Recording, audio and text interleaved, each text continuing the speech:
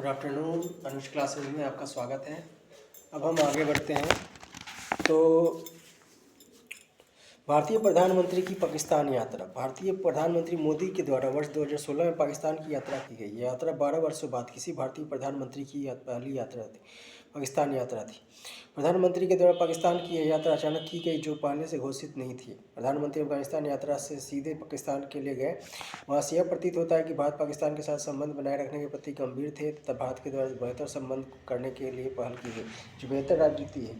परंतु प्रधानमंत्री की यात्रा के बाद भारत के पंजाब प्रांत के पठानकोट जनपद के स्थित एयरफोर्स स्टेशन पर आतंकवादी हमला हुआ, जिसमें पाकिस्तान के आतंकवादी संगठन जैश-ए-मोहम्मद का हाथ था।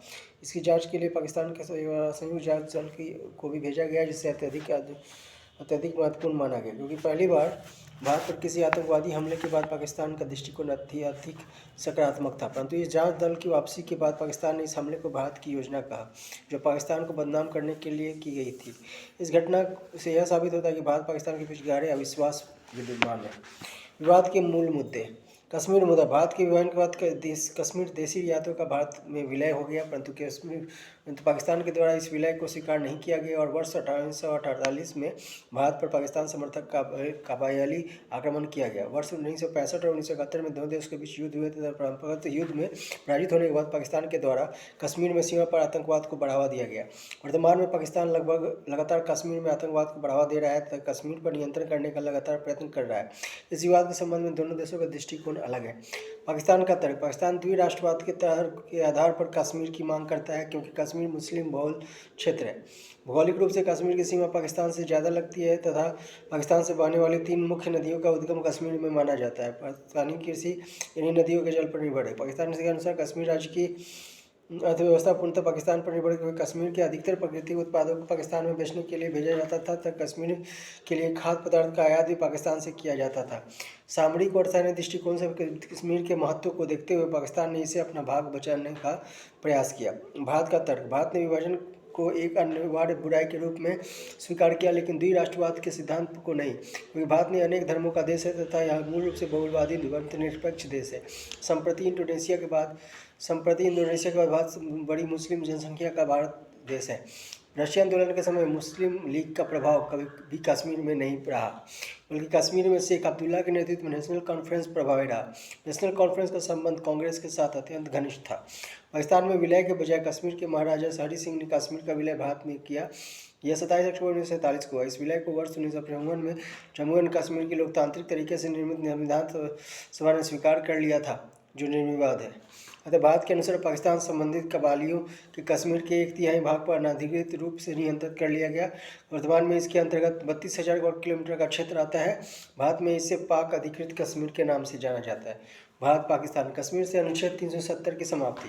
भारत के द्वारा कश्मीर के संबंध में एक आमूलकारी नीति का निर्माण किया गया, जिसे कश्मीर से अनुच्छेद 370 समाप्त कर दिया गया और एक ऐतिहासिक निर्णय लेते हुए कश्मीर राज्य को जम्मू कश्मीर और लद्दाख के नाम पर 2 केंद्रशासित क्षेत्रों में परिवर्तित कर दिया गया। सामरिक रूप से कश्मीर की अवस्थिति अत्यधिक महत्वपूर्ण है, जो चीन और पाकिस्तान की सीमा पर स्थित है। चीन और पाकिस्तान का दृष्टिकोण भारत विरोधी है और दोनों देशों को भारत की भूमि पर अपना दावा भी करते हैं। लद्दाख के स्काई चीन पर पहले से चीन का नियंत्रण है, जबकि पाकिस्तान अधिकृत कश्मीर जम्मू कश्मीर का भाग है, जिस पर पाकिस्तान ने अवैध कब्जा किया है। चीन पाकिस्तान आर्थिक कॉरिडोर के निर्माण से भारत को सुरक्षा के लिए अतिरिक्त खतरा उत्पन्न हो गया है। ऐसी स्थिति में कश्मीर को भारत का प्रभावी नियंत्रण राष्ट्रीय सुरक्षा के लिए अत्यधिक महत्वपूर्ण है। अफगानिस्तान ने तालिबान के बढ़ते प्रभाव से कश्मीर को सुरक्षा और संवेदनशीलता की गई है। भारतीय रणनीति। भारत और कश्मीर की प्रादेशिक सीमा पर आतंकवाद का विरोधी है। इसे रोकने के लिए सीमा प्रबंधन में सुदृढ़ बनाने पर बल दिया गया है। कश्मीर में लोकतांत्रिक प्रक्रिया सुदृढ़ करने पर बल दिया जा रहा है। मानव अधिकार हनन को प्रतिबंधित करना तथा कश्मीर को ज़्यादा से ज़्यादा सहायता दी जा रही है। कश्मीर भारत का अभिन्न अंग है। पाकिस्तान को आतंकवाद के मुद्दे पर अलग थलग करने का प्रयत्न किया जा रहा है। पाकिस्तान की रणनीति। पाकिस्तान इसे विवादास्पद मानता है तो भारत के विरुद्ध एक प्रकार का छद्म युद्ध संचालित कर रहा है। पाकिस्तान सदैव कश्मीर मुद्दे का अंतर्राष्ट्रीयकरण करना चाहता है तथा कश्मीरी अलगाववादियों को सदैव समर्थन देता रहता है। अतः भारतीय सुरक्षा के लिए यह एक गंभीर खतरा है।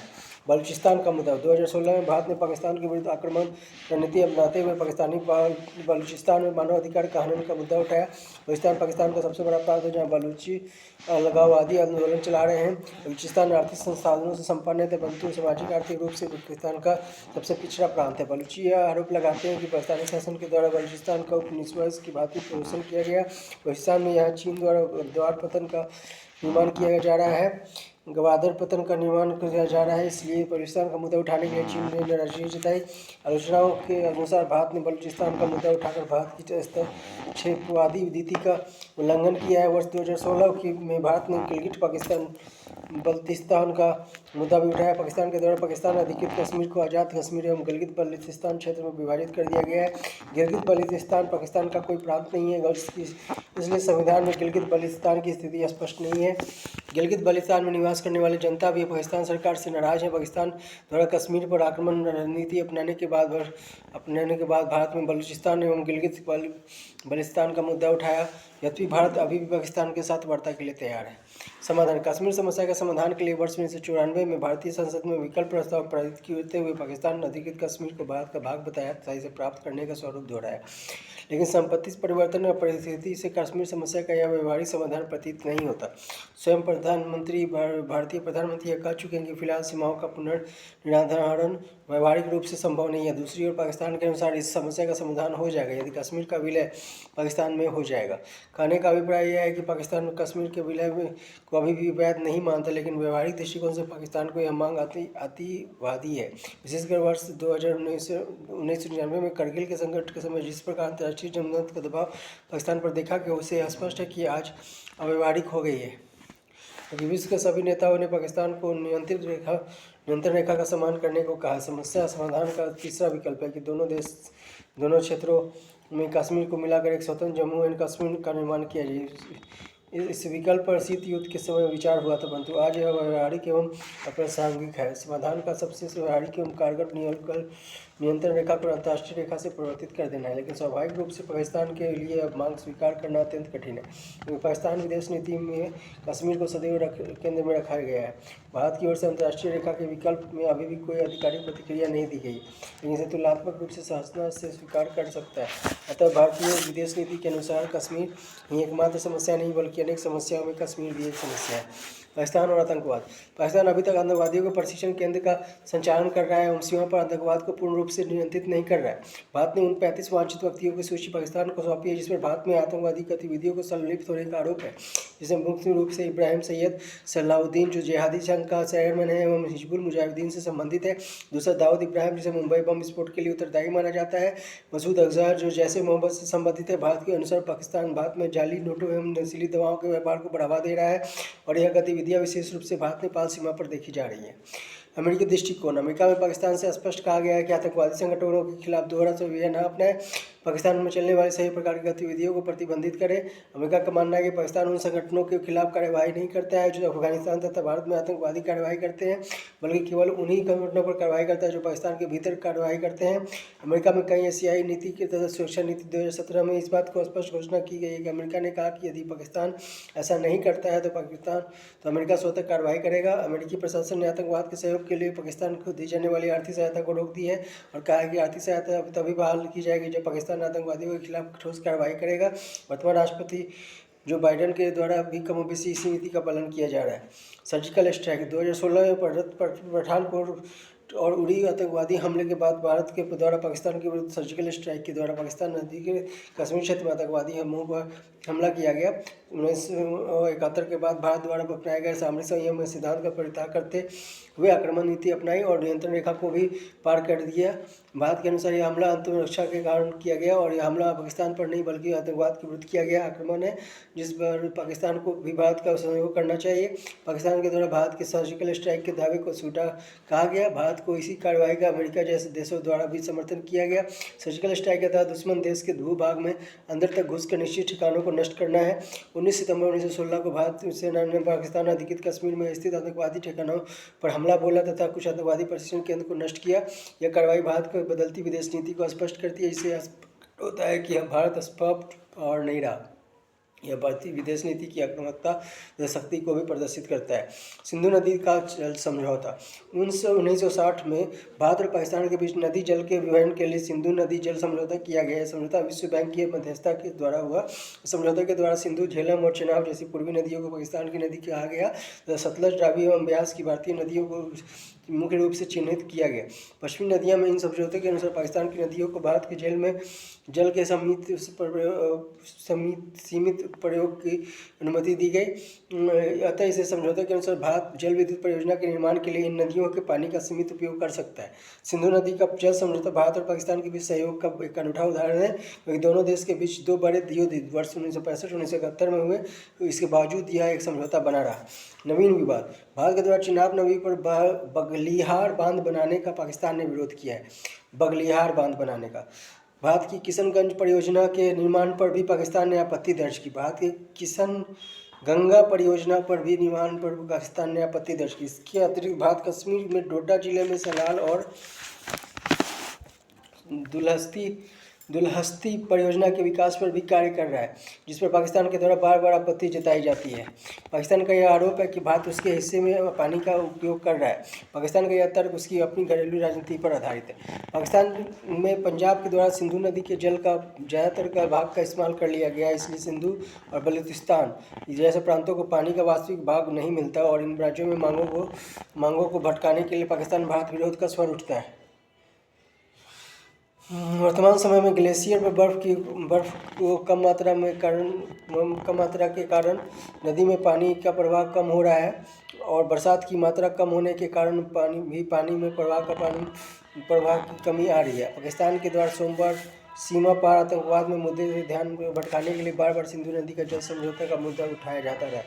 वर्ष 1960 में सिंधु नदी जल समझौते में यह भी उल्लेखित है कि दोनों देशों के बीच विवाद का समाधान किस प्रकार किया जाए।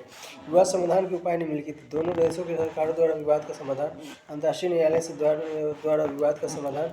उल्लेखनीय है कि बलिहार परियोजना तथा किशनगंज गंगा जल विद्युत परियोजना में अंतर्राष्ट्रीय न्यायालय ने भारत के पक्ष को निर्णय दिया और दोनों मामले में पाकिस्तान की हार हुई। सिंधु नदी जल समझौते में यह उल्लेखित किया गया कि नदी के पानी की मात्रा के संबंध में दोनों देशों के बीच सहयोग किया जाएगा। वर्तमान समय में सिंधु नदी जल समझौते के दायरे परिप्रेक्ष्य को बढ़ाने की आवश्यकता है। समुद्र जल प्रबंधन और पर्यावरण संरक्षण को भी शामिल करने की आवश्यकता है, या दोनों देश में आर्थिक रूप से अपना जल प्रबंधन बेहतर कर सके। पानी के आंकड़ों में लेनदेन से पारदर्शिता लाने की आवश्यकता है। संयुक्त नदी जल आयोग के कार्य के दायरे का विस्तार किया जाएगा और आपसी सहयोग में समस्या का समाधान करने की आवश्यकता है। सितंबर 2016 में पठानकोट आतंकवादी हमलों के पश्चात भारत द्वारा दबाव बनाने के लिए सिंधु जल समझौते की समीक्षा की बात कही गई। प्रधानमंत्री मोदी ने कहा कि खून और पानी दोनों साथ साथ ही नहीं बह सकते। भारत द्वारा सिंधु जल समझौता भंग करने की बात कही गई। सियाचिन विवाद विश्व का सबसे ऊंचा युद्ध क्षेत्र है, इसलिए सामरिक रूप से महत्वपूर्ण है। इसके पश्चिम में बाल्टेरी पहाड़ियाँ तथा पूर्व में काराकोरम श्रृंखला है। 72 किलोमीटर लंबा और यह क्षेत्र अत्यधिक दुर्गम होने के कारण अभी भारत और पाकिस्तान के मध्य अविभाजित है। क्योंकि भारत और पाकिस्तान के बीच ये मध्य भाग 765 किलोमीटर लंबी सीमा एलओसी से है। शिमला समझौते के दौरान युद्ध विराम रेखा की नियंत्रण रेखा एलओसी से परिवर्तन कर दिया गया था, लेकिन सियाचिन का क्षेत्र का विभाजन अभी तक स्पष्ट नहीं था। भारत और पाकिस्तान के बीच सियाचिन क्षेत्र में क्रमांक संख्या NJ 9842 के आगे सीमा का विभाजन नहीं किया जा सका है, क्योंकि यह क्षेत्र अत्यधिक दुर्गम है। वर्ष 1984 में पाकिस्तान ने सियाचिन क्षेत्र पर नियंत्रण करने का प्रयत्न किया था और वहां पर्वतारोही को भेजकर सेना को भेजा गया। इसके विरोध में भारतीय सरकार ने 1986 में ऑपरेशन मेघदूत आरंभ किया और समूचे सियाचिन क्षेत्र को पाकिस्तानी सैनिकों से खाली करा लिया गया। इसलिए सियाचिन क्षेत्र में चीन की सक्षगामी घाटी के पर निगरानी की जा सकती है। सक्षगाम घाटी को वर्ष 1963 में पाकिस्तान के द्वारा चीन को सौंप दिया गया था, जो पाकिस्तान से अधिकृत कश्मीर का एक भाग है। सियाचिन के नियंत्रण के दौरान काराकोरम दर्रा को भी निगरानी की जा सकती है। सियाचिन पर नियंत्रण के दौरान कश्मीर लद्दाख राजमार्ग पर भी निगरानी बेहतर रूप से की जा सकती है। लद्दाख में बहने वाले नेबू नदी सियाचिन से निकलती है। वर्तमान समय में इस क्षेत्र में भारतीय सेना का नियंत्रण बना हुआ है, जो 2012 में ही खसकलन में 100 से ज़्यादा पाकिस्तान सैनिकों की मृत्यु हो गई। पाकिस्तान ने भारत के सामने प्रस्ताव रखा कि सियाचिन क्षेत्र की सैन्यीकृत कर दिया जाएगा। पाकिस्तान अपनी सेनाओं को अफगानिस्तान सीमा पर लगाना चाहता है, इसलिए वह इस क्षेत्र को सैन्यीकृत करने का प्रस्ताव रख रहा है। पाकिस्तान के अतीत में व्यवहार को देखते हुए भारत इस क्षेत्र के विषय निर्धारित करने का निर्णय नहीं लिया। भारतीय सेना के द्वारा यहाँ आपूर्ति व्यवस्था बनाए रखने के बेहतर प्रबंध कर लिया गया, इसलिए भारत इस क्षेत्र को खाली करने पर विचार नहीं कर रहा है। सियाचिन का सामरिक महत्व बहुत अधिक है, यह भी उल्लेखनीय है। पाकिस्तान अधिकृत क्षेत्र में चीन की उपस्थिति बढ़ रही है और इस सियाचिन का महत्व और अधिक बढ़ जाता है। कच्छ के रण का विवाद भारत और पाकिस्तान के बीच अथवा पाकिस्तान के सिंध प्रांत, भारतीय गुजरात प्रांत के बीच समुद्री सीमा रेखा पर विभाजन अभी भी नहीं हुआ है।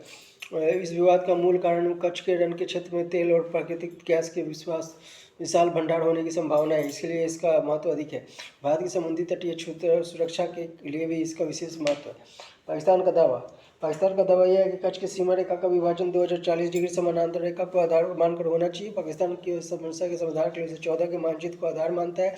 इस मानचित्र में पूर्वी किनारे पर एक रेखा, हरी रेखा खींची गई थी, जिसे पाकिस्तान वास्तविक सीमा रेखा मानता है। भारत इस क्षेत्र की सीमा रेखा को निर्धारित करने के लिए वर्ष 1925 में मानचित्र को आधार मानता है। इसे सर्कल के बीचों बीच सीमा रेखा होनी चाहिए आधार मानता है, इसमें सर्कल के बीचों बीच सीमा रेखा होनी चाहिए। भारत का दावा भारत के अनुसार समुद्री सीमा विभाजन का थांगबेल नियम समुद्री सीमा मध्य जल क्षेत्र मिड चैनल के अनुसार विभाजित किया जाता है।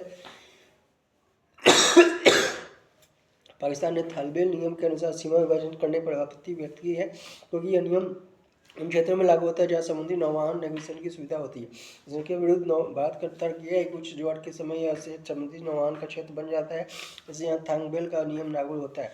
वस्तुतः कच्छ का विवाद भौगोलिक क्षेत्र से विवाद नहीं है, बल्कि राजनीतिक विवाद का परिणाम है। पाकिस्तान के द्वारा इस विवादों के माध्यम से भारत विरोधी की नीति का बढ़ावा दिया जाता है।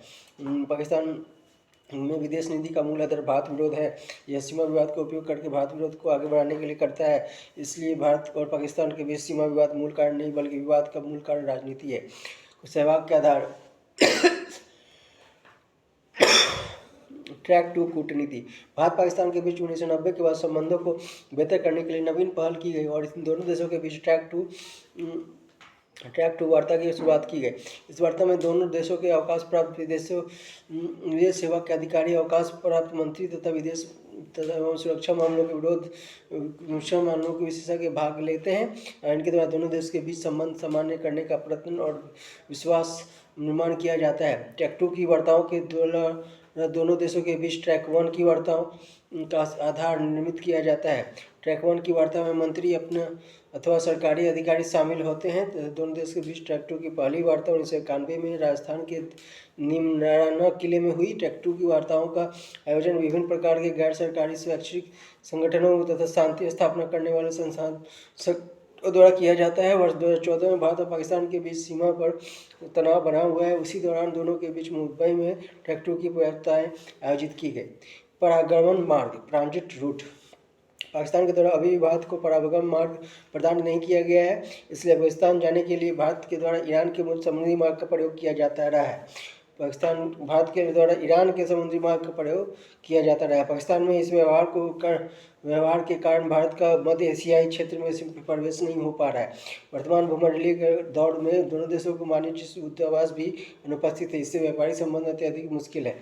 परंपरागत सीबीएम को हिंदी का विश्वास बहाली नामक मानक कहा जाता है। हिंदी में विश्वास बहाली मानक कहा जाता है। परंपरागत सीबीएम अर्थात दो देशों के संबंधों के सुधार के लिए या वार्तालाप के लिए राष्ट्र विशेष द्वारा जो प्रयास किया जाता है उसे विश्वास बहाली मानक या सीबीएम कहा जाता है। भारत और पाकिस्तान के मध्य संबंधों को बेहतर करने के लिए विश्वास निर्माण कॉन्फिडेंस बिल्डिंग मेजर्स सीबीएम के उपाय किए जा रहे हैं, विशेषकर सीमा के आर पार क्षेत्रों में। इसी संदर्भ में मई 2006 में दोनों देशों के विदेश सचिवों के द्वारा अंतर्क्रिया सहयोग को बढ़ाने का निर्णय लिया। श्रीनगर मुजफ्फरपुर बस सेवा की प्रगति पर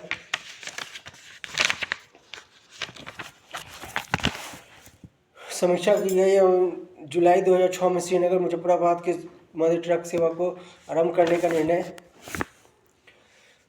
का निर्णय लिया गया। इससे दोनों देशों के मध्य वस्तुओं का आदान प्रदान बढ़ सके और व्यापार की वृद्धि हो सके। यह भी निर्णय किया गया कि वाणिज्य चैम्बर्स के सदस्य दोनों देशों की यात्रा करके व्यापार के संबंधों में विभिन्न मुद्दों पर चर्चा करेंगे। इसी संदर्भ में कुछ कुछ रावलकोट बस सेवा की हुई जून 2006 में आरंभ करने का निर्णय लिया गया। वर्ष 2000 अक्टूबर 2006 में भारत और पाकिस्तान के भूकंप आने के पश्चात नियंत्रण रेखा की 5 चौकियों को लोगों की आवाजाही के लिए खोला गया। 19 जून 2006 की पुंछ और रावलकोट के मध्य सड़क निर्माण को पूरा करके पारस्परिक खोला गया। इसमें 30 वर्षों के पश्चात पहली बार किया गया। तत्कालीन भारतीय प्रधानमंत्री वाजपेयी द्वारा जब बस डिप्लोमेसी का आरंभ किया गया तो इसे दोनों देशों के मध्य विश्वास बढ़ाने का एक महत्वपूर्ण माध्यम बनाया जाता गया। अब यह सेवा मिस्र और ननकाना साहब के मध्य और भी आरंभ की गई। मुनाबाओ खोखरा पाल रेल संपर्क को भी बहाल किया गया, जो दोनों देशों के मध्य बढ़ते संबंधों का स्पष्ट प्रमाण है।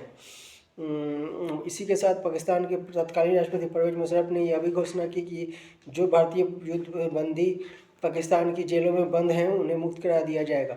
सीबीएम का अगला उपाय मछुआरों के संदर्भ में भी है। देखा जा सकता है कि अरब सागर के मछुआरे अनचाहे क्षेत्र में एक दूसरे की सीमा को पार करते जाते हैं, जिससे उन्हें हिरासत में ले लिया जाता है। अब लंबे समय तक वे जेलों में बंद रहते हैं।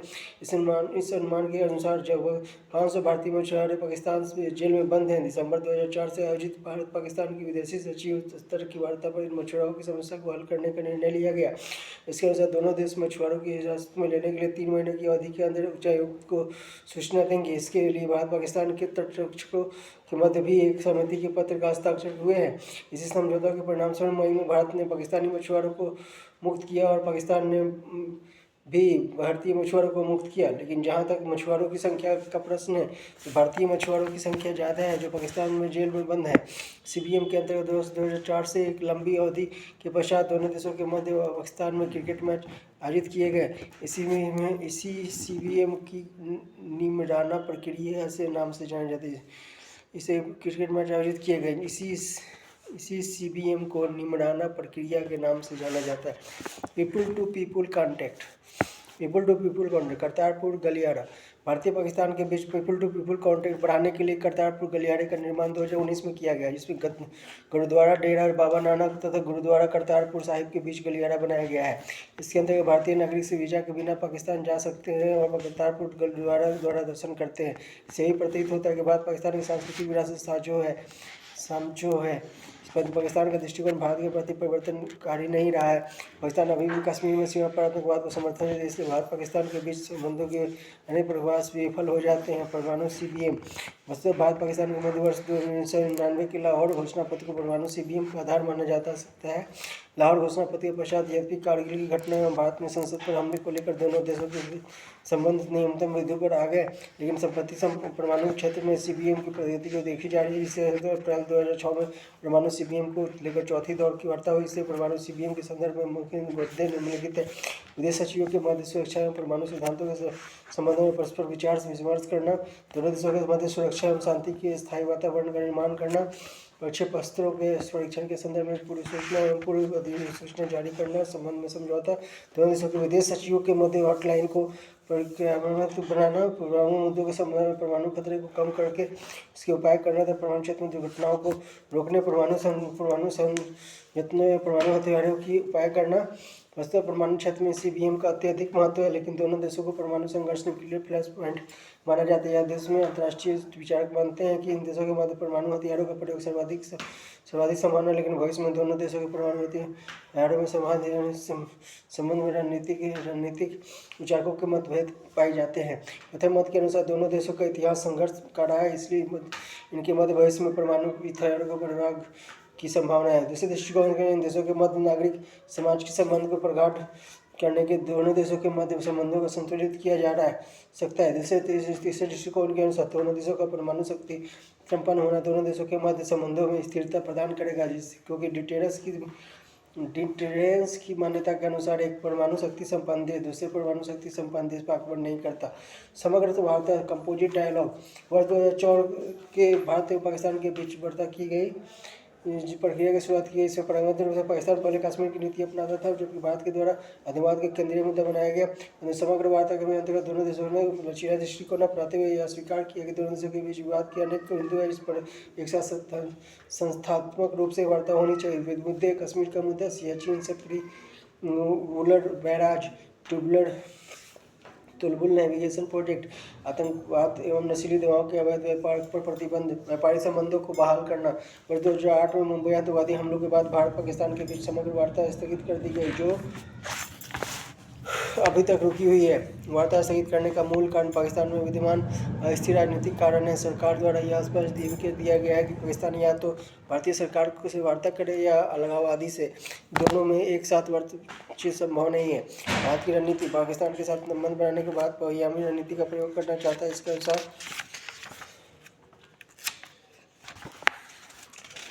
बहुआयामी रणनीति का प्रयोग करना चाहिए। इसके अनुसार वैश्विक आतंकवाद के मुद्दे में पाकिस्तान लगातार अलग थलग पड़ रहा है। अमेरिका के द्वारा पाकिस्तान का आतंकवादी गतिविधि समाप्त करने की चेतावनी दी गई थी। ब्रिक्स के द्वारा पाकिस्तानी आतंकवादी संगठनों को आलोचना की गई और संयुक्त अरब अमीरात जैसे देशों द्वारा आतंकवाद की भी निंदा की गई। भारत की सामरिक रणनीति और सीमा प्रबंधन को बेहतर करना, इसके अलावा पाकिस्तान के साथ वार्ता करने के लिए भी तैयार रहना चाहिए। चीन पाकिस्तान आर्थिक गलियारा, China Pakistan economic corridor CPEC, वर्तमान में पाकिस्तान में निवेश करने वाला सबसे बड़ा देश चीन है। चीन के द्वारा one road one belt board परियोजना के अंतर्गत सिंकियांग के कश्मीर को बलूचिस्तान के गद्वार पतन से जोड़ा जा रहा है। इससे चीन को सिंकियांग प्रांत में तेल एवं वस्तुएं भेजने की आसानी होगी। इससे सिंकियांग में प्रवेश के लिए समूचे हिंद महासागर की यात्रा नहीं करनी पड़ेगी। जब सिंकियांग का हिंद महासागर से सीधा प्रवेश सुनिश्चित होगा, पाकिस्तान को लाभ। बलूचिस्तान पाकिस्तान का सबसे पिछड़ा प्रांत है, यद्यपि पाकिस्तान के संसाधनों के मामले से सबसे संपन्न है। गद्वार पतन और CPEC के विकास में बलूचिस्तान में अलगाववादी गतिविधियों पर भी नियंत्रण होगी और पाकिस्तान का कराची पतन का विकल्प भी प्राप्त हो जाएगा। भारत और CPEC पाकिस्तान नदी के कश्मीर से होकर जा रहा है। इसकी सुरक्षा के लिए चीनी अधिकारियों और सैनिकों को तैनात किया जा रहा है। तो पाक अधिकृत कश्मीर में सीधे चीन की उपस्थिति बढ़ रही है, जो भारतीय सुरक्षा के लिए गंभीर चिंता का विषय। इसके अतिरिक्त ग्वादर पतन का भी सैन्य उपयोग किया जा रहा है। इससे हिंद महासागर में भारतीय सुरक्षा के लिए नवीन चुनौतियाँ प्राप्त होंगी और इससे भी बढ़कर भारत पाकिस्तान की आतंकवाद के मुद्दे पर अलग थलग करना चाहता है। अतः चीन पाकिस्तान का उपयोग करके भारतीय हितों के लिए गंभीर चुनौती पैदा कर रहा है।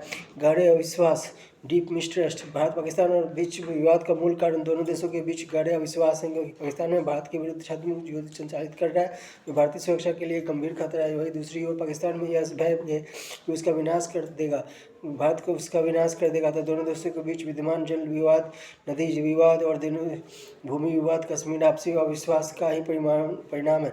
कुलभूषण जाधव विवाद भी इसी अविश्वास का परिणाम है। जैसे दक्षिण एशिया में अशांति बनी हुई है तथा दक्षिण प्रभावी नहीं हो पा रहा है।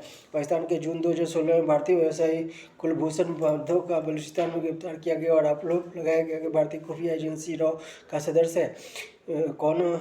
कुलभूषण जाधव राजस्थान में कई आतंकवादी गतिविधियों में सम्मिलित रहा। इसी आधार पर पाकिस्तान की सैन्य अदालत पर गुप्त रूप से अभियोग चलाकर कुलभूषण यादव को मृत्युदंड दे दिया। इस पर भारत सरकार का मानना है कि कुलभूषण यादव एक भारतीय व्यवसायी है, जिसे पाकिस्तान में ईरान में गिरफ्तार किया गया है। तो कुलभूषण यादव ने दबाव में आकर अपना बयान जारी किया, जिससे वह स्वयं को रॉ का अधिकारी स्वीकार कर रहा है। राजधानी अदालत के निर्णय के विरोध में भारत ने अंतर्राष्ट्रीय न्यायालय में याचिका दायर की और कहा कि भारतीय पाकिस्तानी सैन्य अदालत द्वारा निर्णय मानवाधिकार के खिलाफ भारतीय न्याय के प्रावधानों के विपरीत है। पाकिस्तान के कुलभूषण यादव का नाम तो काउंसलर एक्सपर्ट्स दिया है, न ही खुली अदालत में इस मामले की सुनवाई हुई। भारत ने पाकिस्तान के व्यवहार को अंतर्राष्ट्रीय न्यायालय ICJ में चुनौती दी। तो जुलाई 2019 में अंतर्राष्ट्रीय न्यायालय के भारत के पक्ष को सही मानते हुए फैसला दिया कि कुलभूषण यादव को काउंसलर एक्सेस प्रदान किया जाए। चीन पाकिस्तान संबंध और भारत को दबाव। चीन पाकिस्तान के बीच सामरिक मित्रता को भारत की सुरक्षा के लिए महत्वपूर्ण चुनौती है। भारतीय पाकिस्तान के बीच मित्रतापूर्ण संबंधों की शुरुआत 1963 में हुई, जब चीन के द्वारा वर्ष 1962 में युद्ध में भारत को हरा दिया गया। तब चीन के द्वारा पाकिस्तान के परमाणु कार्यक्रम में सहायता दी जा रही थी। दोनों देशों के बीच द्विपक्षीय व्यापार की बढ़ा रहा था। पाकिस्तान के द्वारा चीन को सर्वाधिक बड़ी राज्य में का दर्जा भी दिया गया है। चीन के द्वारा पाकिस्तान के बलूचिस्तान प्रांत में गद्वार पतन का विकास किया जा रहा है। गद्वार पतन को काराकोरम राजमार्ग के द्वारा चीन के जिंगजियांग प्रांत से जोड़ा जा रहा है। चीन के द्वारा काराकोरम राजमार्ग पर आर्थिक कॉरिडोर का भी विकास किया जा रहा है। इससे उल्लेखनीय है कि भारत ने सैनिक पाकिस्तान से अधिकृत कश्मीर से गिलगित बल्तिस्तान क्षेत्र में तैनात है। पाकिस्तान द्वारा जम्मू कश्मीर का एक भूभाग और सक्चगाम घाटी का क्षेत्र चीन को प्रदान कर दिया गया है और वर्तमान में दोनों हथियारों का सबसे बड़ा खरीदार पाकिस्तान बन गया है। इन बिंदुओं ध्यान रखने योग्य बात है कि वर्ष 2000 के बाद चीन और रूस के बीच भी सामरिक संबंधों की स्थापना हो चुकी है और रूस के द्वारा चीन को अत्यधिक महत्वपूर्ण हथियार प्रदान किए जा रहे हैं और चीन इन हथियारों को पाकिस्तान को प्रदान करता है। चीन द्वारा पाकिस्तान का प्रयोग करके भारत को सदैव संतुलित करने का प्रयत्न किया जाता है। पाकिस्तान का प्रयोग करके भारत को सदैव असंतुलित करने का प्रयोग किया जाता है। चीन और पाकिस्तान के बीच सिविल परमाणु समझौता भी संपन्न हो चुका है। इसलिए चीन और पाकिस्तान में सामरिक संबंध भारतीय सुरक्षा के लिए महत्वपूर्ण चुनौती है। वर्तमान के समय में भारत चीन के द्वारा संबंधों को बेहतर करने पर बल दिया जा रहा है। भारत और चीन के बीच द्विपक्षीय व्यापार में $80 बिलियन तक पहुँच चुका है। इसलिए चीन भारत के बाजारों पर अपनी पहुंच बनाए रखना चाहता है। भारत के साथ चीन के निवेश के समझौते के क्रियान्वयन किए जा रहे भारत चीन ने मिलकर CBAIM Bangladesh, China, India and Myanmar economic corridor आर्थिक कॉरिडोर के निर्माण के समझौते को स्वीकार कर दिया है और चीन और द्वारा प्रस्तावित एशियाई आधारभूत संरचना निवेश bank, Asian infrastructure investment bank AITB का भी भारत सदस्य बन गया है। इसलिए चीन और पाकिस्तान के मधुर संबंध में उत्पन्न होने वाले प्रभाव को कम करने के लिए भारत चीन के साथ विवादों को सुलझाने का प्रयत्न कर रहा है तथा भारत और पाकिस्तान का दबाव बनाने के लिए अफगानिस्तान के साथ संबंधों को बेहतर करने पर बल दिया जा रहा है। पाकिस्तान में उत्पन्न होने वाली आतंकवादी गतिविधियों को प्रभाव चीन के जिंगजियांग प्रांत पर देखा जा सकता है। चीन के द्वारा पाकिस्तान पर आतंकवादी गतिविधियों पर नियंत्रण करने का दबाव बनाया जा रहा है। वर्तमान में चीन का जिंगजियांग प्रांत आतंकवादी में अत्यधिक प्रभावित है और भारत के द्वारा आतंकवाद को नियंत्रित करने के लिए चीन से सहयोग का आह्वान किया जा रहा है। वैसे चीन कभी भी आतंकवाद के मुद्दे पर पाकिस्तान को सीधी आलोचना नहीं करता, इसलिए चीन और पाकिस्तान के साथ संबंध अत्यधिक महत्वपूर्ण और महत्वपूर्ण है। इस प्रभाव को कम करने के लिए भारत को चीन के साथ संबंध बेहतर करना होगा और भारत को सुरक्षा तैयारियों को बेहतर बनाने की आवश्यकता है। दोनों देशों के बढ़ते संबंधों को संतुलित करने के लिए भारत के द्वारा जापान और वियतनाम के साथ भी संबंध मधुर बनाए जा रहे हैं और भारत अमेरिका के संबंध को भी प्रगाढ़ बनाया जा रहा है। निष्कर्ष, भारत पाकिस्तान संबंध विश्व में सर्वाधिक जटिल संबंध है। इसके बीच केवल विवाद है। दोनों के बीच सीमा पर गोलीबारी होती रहती है। परमाणु क्षमता वाले भारत पाकिस्तान के बीच सहयोग दक्षिण एशिया में स्थिरता तथा अंतर्राष्ट्रीय शांति के लिए आवश्यक है।